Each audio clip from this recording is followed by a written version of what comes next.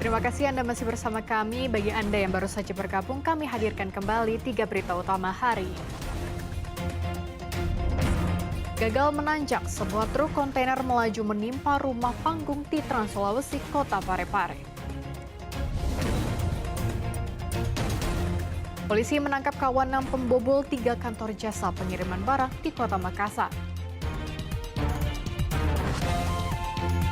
Pemerintah Kabupaten Maros mendirikan sejumlah rumah booster di kawasan pesisir Maros untuk atasi krisis air bersih.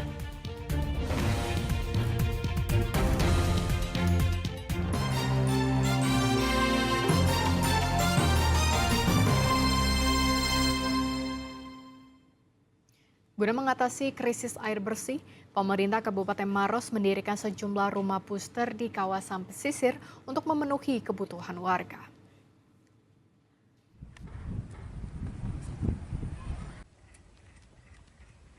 Sumur Tadah ini biasanya menjadi sumber air bersih bagi warga.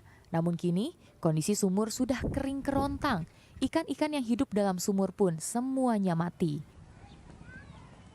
Kondisi ini sudah berlangsung dalam beberapa bulan terakhir. 5 kecamatan yang berada di pesisir Kabupaten Maros dilanda krisis air bersih karena musim kemarau. Untuk menanggulangi krisis air bersih, pemerintah menghadirkan rumah booster. Salah satu rumah booster yang mulai dioperasikan berada di wilayah pesisir Kecamatan Lau dan Kecamatan Bontoa. Peresmian rumah booster pada Jumat lalu dihadiri langsung oleh Bupati Maros. Ya, kita berharap dengan keberadaan rumah booster itu yang bisa mengaliri beberapa desa. Ya, bahasanya orang di sini bahwa dia insya Allah bisa menutup untuk Bontoa dalam.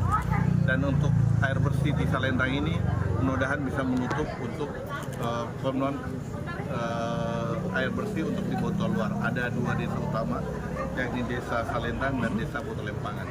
Kalau di Bontoa dalam ada sekitar 5 desa, ya 5 desa dan 1 kelurahan yang akan bisa ditutupi. Air yang ditampung pada booster ini berasal dari instalasi pengolahan air atau IPA Bantimurung dengan debit air sebesar 1.120 liter per kubik. Untuk mendapatkan air booster, warga bisa memasang pipa sambungan lewat pipa induk yang disediakan pihak PDAM. Pembangunan booster ini sudah dilakukan sejak 2 tahun lalu dengan menelan anggaran 4 miliar rupiah. Raisa Habu melaporkan dari Kabupaten Maros.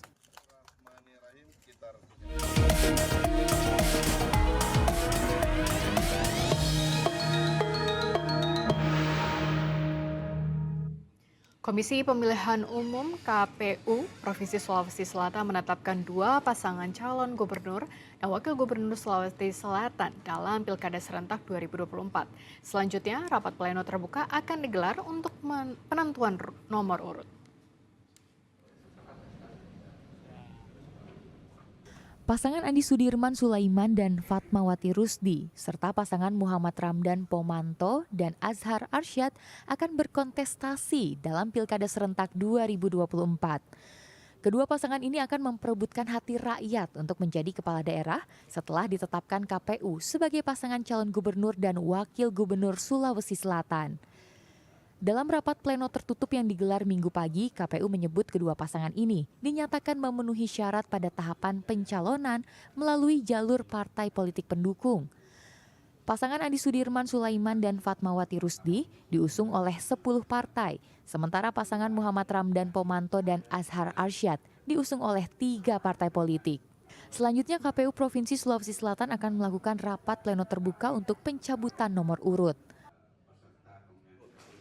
Pencabutan nomor urut itu kami lakukan besok jam 9 pagi di Hotel Claro, sekaligus kita rangkaikan dengan deklarasi kampanye damai pasca pencabutan nomor urut. Karena berdasarkan kondisi tempat yang kami siapkan, kami cuma bisa memfasilitasi paslon, masing-masing paslon bersama tim, bersama partai pendukung itu masing-masing 100 orang. Pembatasan jumlah undangan pada rapat pleno dilakukan untuk mengantisipasi adanya kericuhan saat pengambilan nomor urut. Raisa Habu melaporkan dari Kota Makassar.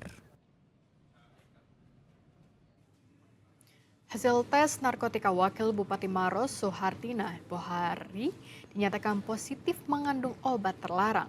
Suhartina dipastikan tak memenuhi syarat pada Pilkada Sulawesi Selatan mendatang. Buku registrasi, kemudian disilakan untuk... Hal ini disampaikan Ketua Tim Pemeriksa Narkotika Pilkada Sulawesi Selatan 2024 Sudaryanto dalam video yang diunggah di akun YouTube resmi BNN Sulsel pada Jumat kemarin. Hasil tes kesehatan bakal calon Wakil Bupati Maros Suhartina Bohari dinyatakan positif mengandung metamfetamin atau sabu-sabu. Pemeriksaan itu dilakukan secara profesional menggunakan rapid test dengan 7 parameter. Bahkan pemeriksaan narkotika untuk Suhartina telah dilakukan 3 kali, namun hasilnya tetap positif.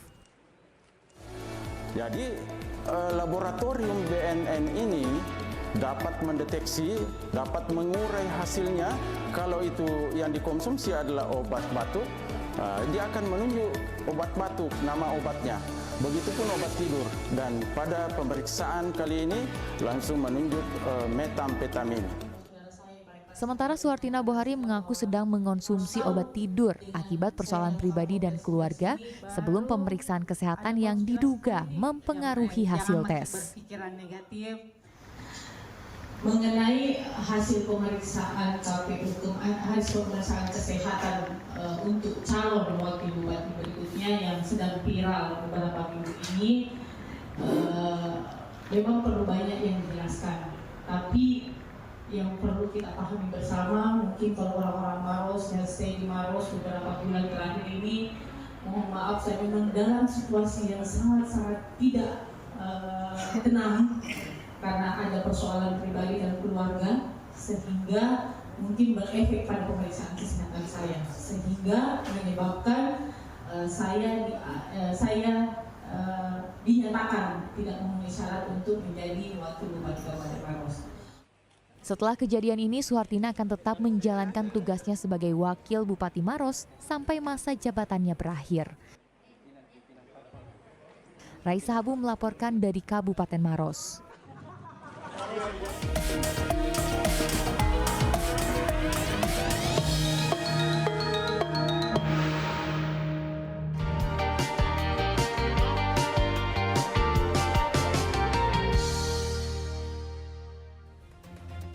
Informasi tadi mengakhiri jumpa kita. Atas nama rekan yang bertugas, saya Cira Caniago mengucapkan terima kasih atas kebersamaan Anda. Selamat beraktivitas dan sampai jumpa.